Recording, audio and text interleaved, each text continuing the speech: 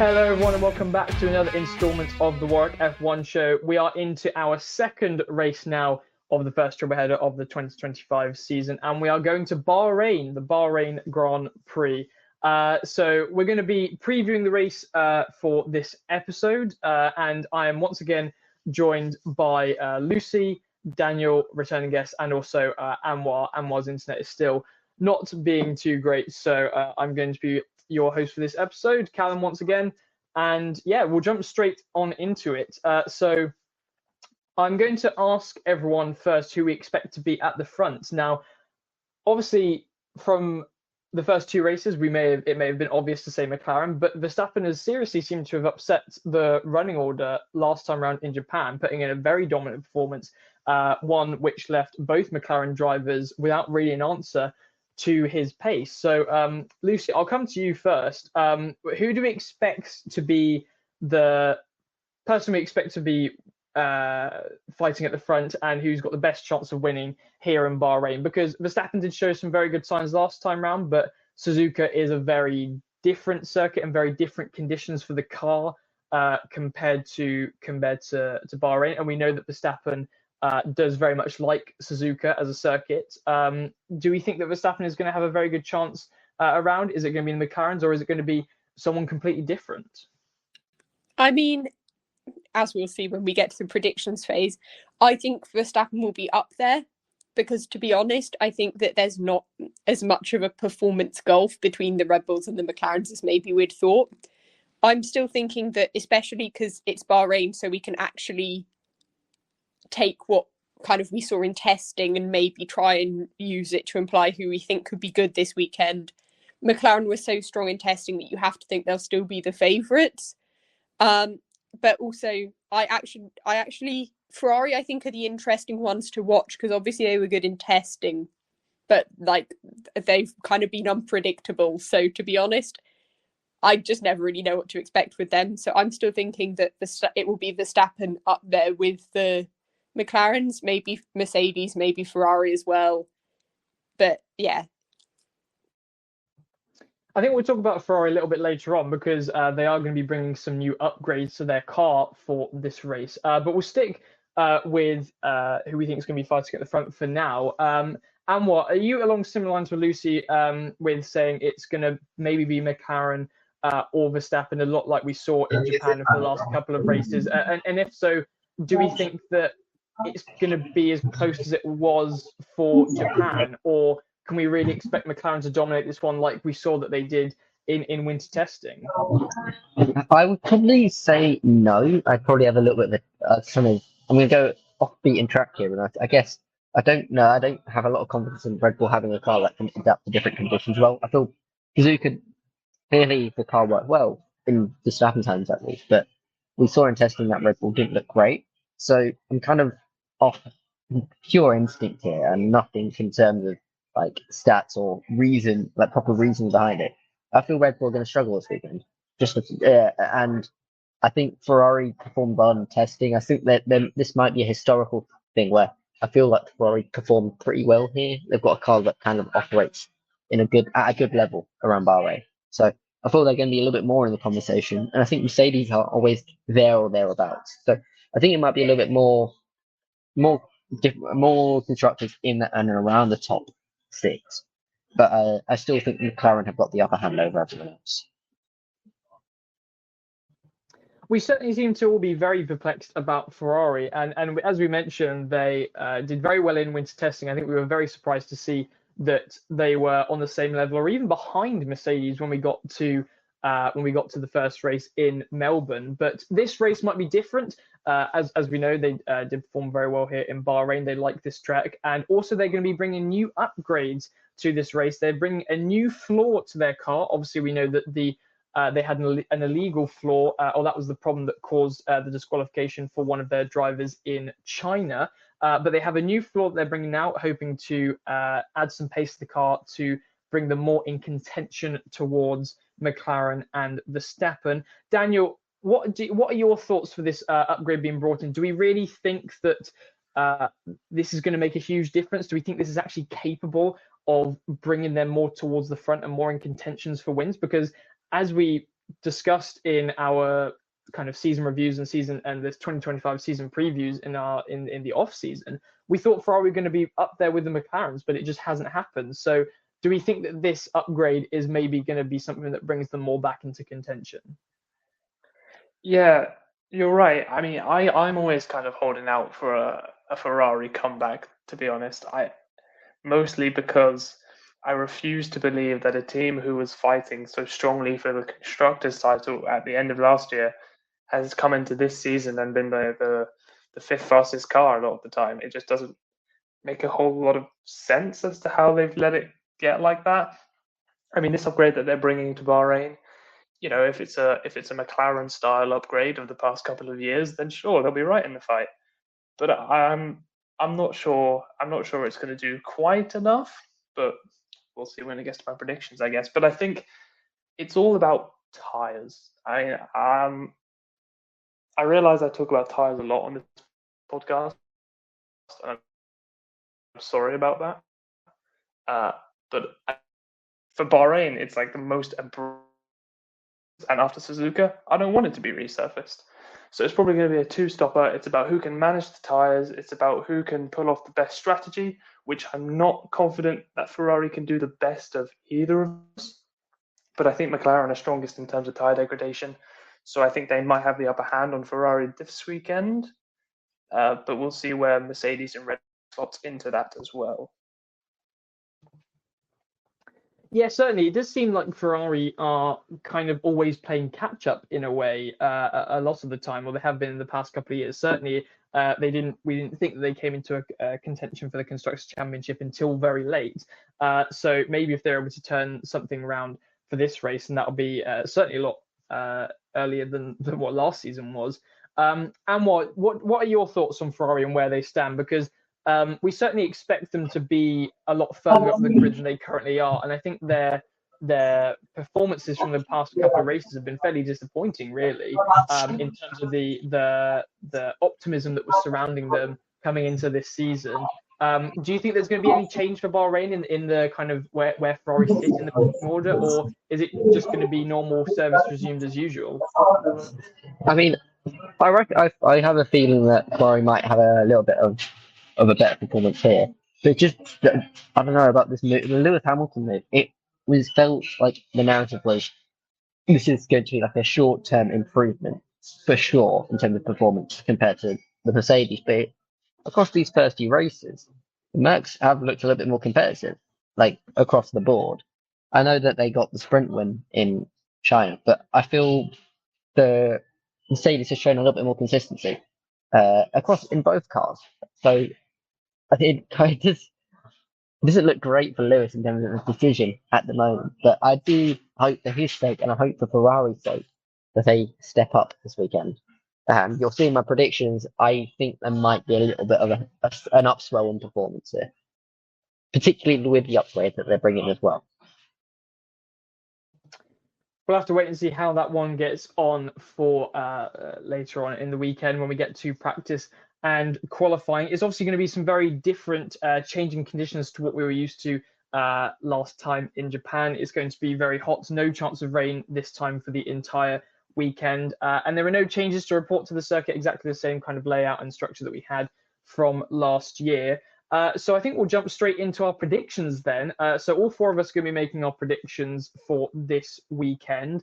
Again, we have a bit of a different format from last time. So still predicting our top five, except now it's 3 points for a person to be in exactly the right place, and a 1 point prediction, 1 point if they are one place off. And then we're also predicting a pole position, a driver to DNF, and also a random prediction, which is a bit like our 3 point prediction from last time around. So I think, Lucy, we'll go to you first. If you want to run through your predictions, who do you think is going to be winning this time around in Bahrain? Okay, so I have been, quite boring and just gone for quite a lot of McLaren doing well. But it's hard to blame you though, because they are the kind of favourites really at the moment. We've had a freak performance from Verstappen, but apart from that, it's been all McLaren so far.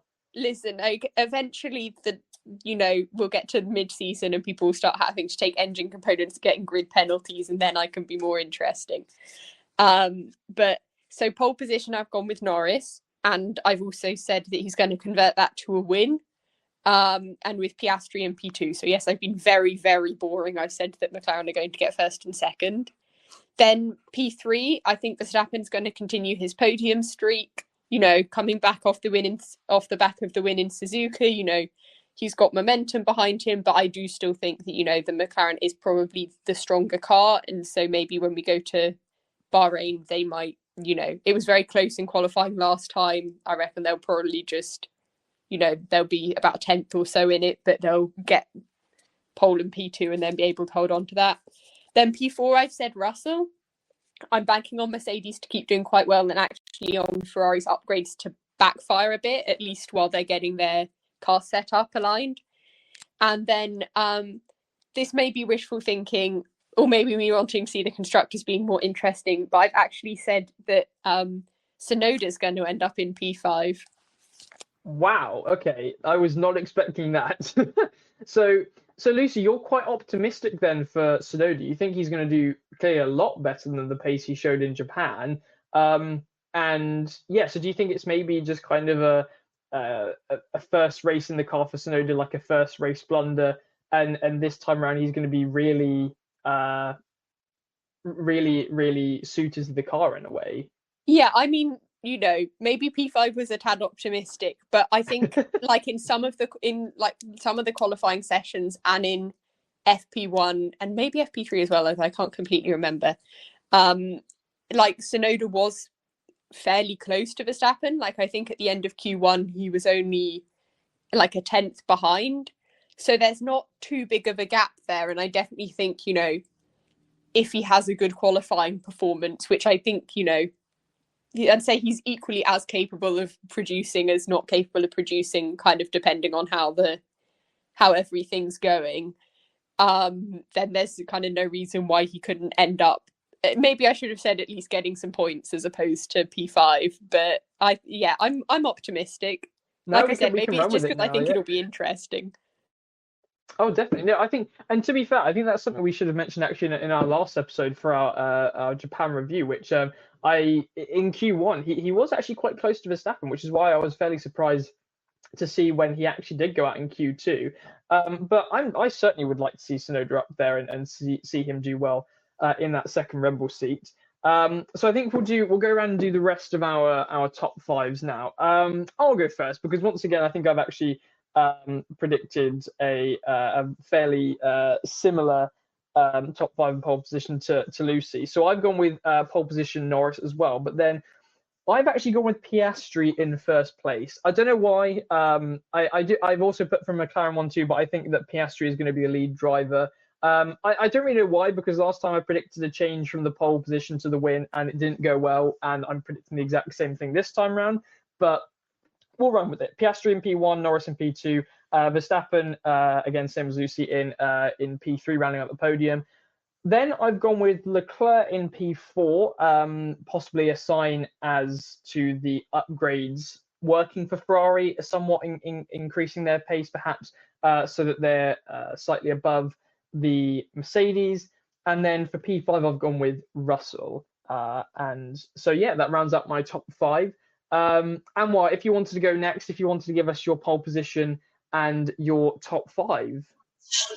Well, I'm glad that we're getting a little bit of variation between these top twos, because I've gone for a pole for Piastri and he'll convert that into a race win on the Sunday. So again, it's a 1-2, but I've gone Piastri leading Norris here. Third, I may end up regretting this, but I put Leclerc in third. I think he'll in some way pull this interesting, okay, odd Ferrari into the podium position. So I'm kind of banking on the fact that the Red Bull will be less competitive this weekend, purely off vibes. This is complete, straight vibes, in all honesty. Nothing else to it. I've gone with Russell in P4. I think that Mercedes, particularly in his hands, is so unbelievably consistent that he'll just always be in and around that area. and P5 I've gone Verstappen. For whatever reason, I think that the car won't fit well with the circuit's characteristics. Again, complete no reasoning, no data behind that. That's just vibes again. So a little bit different, but hopefully it works out. Certainly some very bold predictions there, especially with Verstappen down in P5 after such a spectacular performance from him last time around. But I suppose, as you mentioned, it really just does depend how the Red Bull car does suit this particular circuit. And Daniel, you are last to go with your pole position and your top 5. What have you gone for? Okay, you're bold. I've gone for a little Charles Leclerc pole position. okay, sorry, Right, I wasn't that's expecting that. interesting. Why are you laughing, Callum? Why are you laughing? That No, is I one know of it's the possible. predictions of all He time. said, "Do you want bold?" and then gave me that. No, fair enough. Look, if the Ferrari upgrades can work, and to be fair, I think we've mentioned how Ferrari do quite like this circuit. I think it was just sorry, Daniel, it was just the manner that you said it. I think, but I certainly would not be disappointed to see a bit of variation in our pole positions for this year round. Will he convert that into a win? No, sadly not. I think I've gone same top 3 as Anwar. We've got Piastri P1. We've got a lot of faith in Piastri right now on this podcast, it seems. I think he's going to get the better of Norris, who will be P2. But Leclerc's going to get a little pole to podium conversion. Not a win, but first Grand Prix podium for Ferrari of the year. Verstappen will be P4. It's all that Red Bull will be able to manage with their tyre wear issues that I'm sure they'll get on to fixing later in the year. And I've gone for Antonelli P5 because he has impressed me a lot on the first 3 tracks, and he didn't even know them. He's never raced on them before. So I think the fact that he has raced at Bahrain before, they did pre-season testing there, he knows those tracks. So I think he's going to be a bit closer or even ahead of George Russell this weekend. This would be a good result. Would this not be a good result for Ferrari? Like, I think they would take a first, a third. I don't think they complain about it. I'd say so. I think they'll just take the pole position, to be completely honest with you. But especially how their season's been going so far. But yeah, I certainly don't mind Antonelli shout for P5. Certainly he's impressed all of us, I think, with his performance. I definitely didn't expect him to be that close to George Russell and that far up the grid of up the pecking order when it came to the first few races. And we're all obviously very optimistic on Charles Leclerc beating Hamilton, which is, I guess, to be expected because Leclerc is a lot more used to being in that car and being in that team. We still need to give Hamilton a little bit of time to adapt to being with that new team. It's obviously a huge change for him still at the moment. But we'll go into our other 2 predictions now, which is our DNF driver and our random predictions. So 3 points on offer for the DNF driver and 5 points on offer for the random prediction. Lucy, if you wanted to go first, who have you gone for with your DNF driver? Well, I personally think that we haven't had enough of Ferrari engines spontaneously breaking people's hearts. So I've also, in an effort to try and make my predictions more interesting, I've said that Leclerc's going to DNF. I realise what I've just said has implied it will be an engine issues. Who knows? Maybe it could be a collision. I'm not placing extra predictions on the cause of that. But yeah, I'm saying Leclerc's going to DNF. And then my random prediction is, I don't know whether this is vague enough, because it could come about because of penalties and things like that. I said at least one pit stop, so not going through the pit lane, just the stoppage time that takes 15 seconds or more. So I think that's valid. I think that's completely valid. That's fine. So not necessarily. Maybe, I mean, we're going back to Bahrain. Maybe Sauber will once again forget how to change a tyre, or maybe it will be that someone gets a lot of penalties and then has to be static for 15 seconds. But that's my random prediction. No, I'm definitely happy with that. That should be certainly be very chaotic to whoever that happens to. Anwar, if you want to go next, your driver that DNFs and your random prediction. I've gone with a Hulkenberg DNF. just for the sole reason that I don't like kicks. So like You just hate I them. don't like them. I don't care about them. Their car is absolute cheats. So does it matter if they DNF? So I put him. And then I would say my wild prediction. I don't know if this is wild enough. I've gone Gasly to get his first points of the season because that Alpine has always been like between the 13th and 16th position. I feel, and I feel this is the race where they get points. So they looked okay here at testing.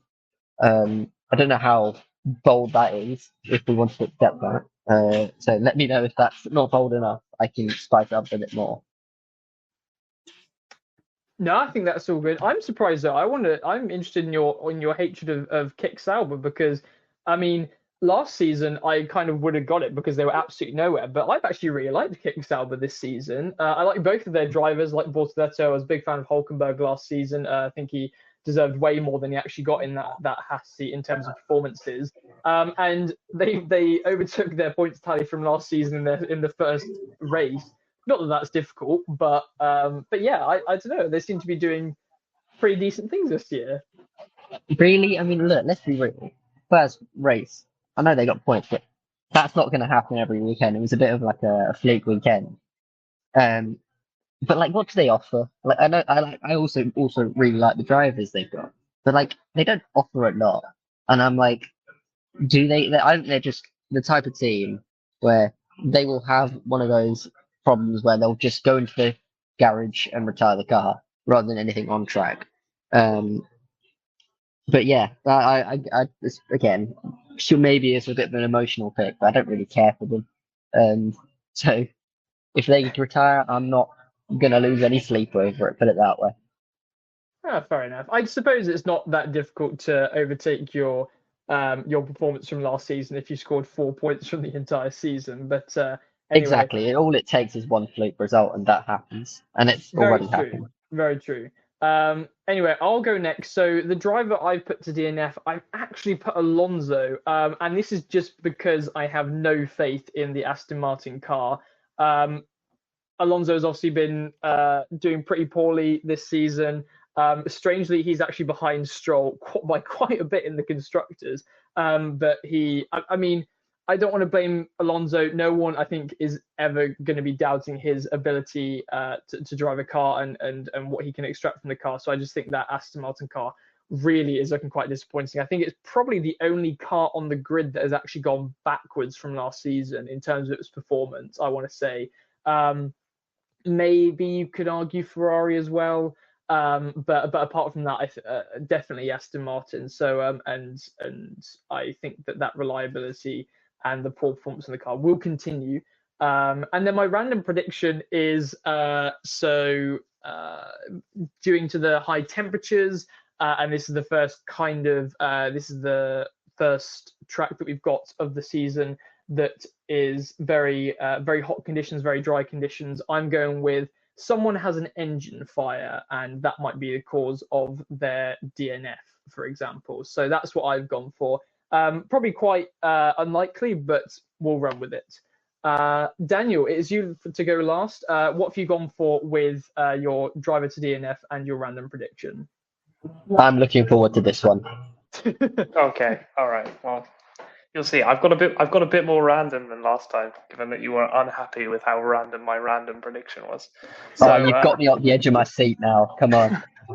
I have to keep you in suspense because I'm going with DNF first, which, like you, is a Sauber, but not for the same reasons. I do kind of like Sauber.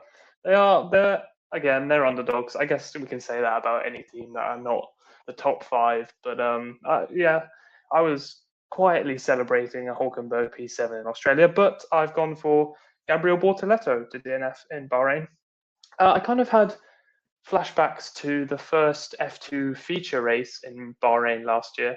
Bortoletto and Hadjar actually made contact at the first corner I forgot about of the race, which would have been a bit of a bigger event if it happened later in the year because they were title contenders. But I think something similar might happen this time. It's just going to push it a bit too far and it's going to end in tears, which will be a driver error. Okay, random prediction. I think this is plenty random enough. There will be at least 3 lockups into the first corner on lap 1. Oh my What do you think? goodness. Okay, well, we're gonna have to try. What the hell is that? Like, what No, the no, hell? I'm happy with that. No, No, that's no, not fair enough. It's just It's a like, random how are prediction you? for a reason, Anwar. Yeah. How are you coming up with this? I thought for a very long sorry, time. we can't. Long We and hard. can't. Hang on. We cannot fault creativity on this podcast. I've never heard a lock-up prediction, Thank you. and I'm happy with that. So I think we'll run with that. So 3 You lock-ups. really do like talking about tyres on this podcast. Oh, I love them. Pirelli preview We are every not- weekend. Jesus. Reading it cover to We are cover. not quite. Can we get a we are Pirelli not- sponsorship for Daniel? Please. Pirelli, if the boss, if the Pirelli CEO is listening to this, please He is not. sponsor our He is podcast. not. We need. Sorry, would you not take a Pirelli sponsorship? Oh, I'd absolutely take one, but you're just not watching, is he? No, what do you mean? Anyway, well, we're not quite tired of Daniel's tyre talk yet, pun intended. So we'll go with that. We'll go with that prediction as well. So yeah, some very interesting and some very diverse predictions for all 4 of us there. We shall have to see how those get on after the Bahrain Grand Prix. And if you do want to see how those get on, then make sure to tune into our Bahrain review, which will be released just a few days after the Grand Prix on Sunday. But that is all from us here in the studio. Thank you very much to Lucy, Daniel, and Anwar for joining me. I've been your host, Callum, and until next time, goodbye.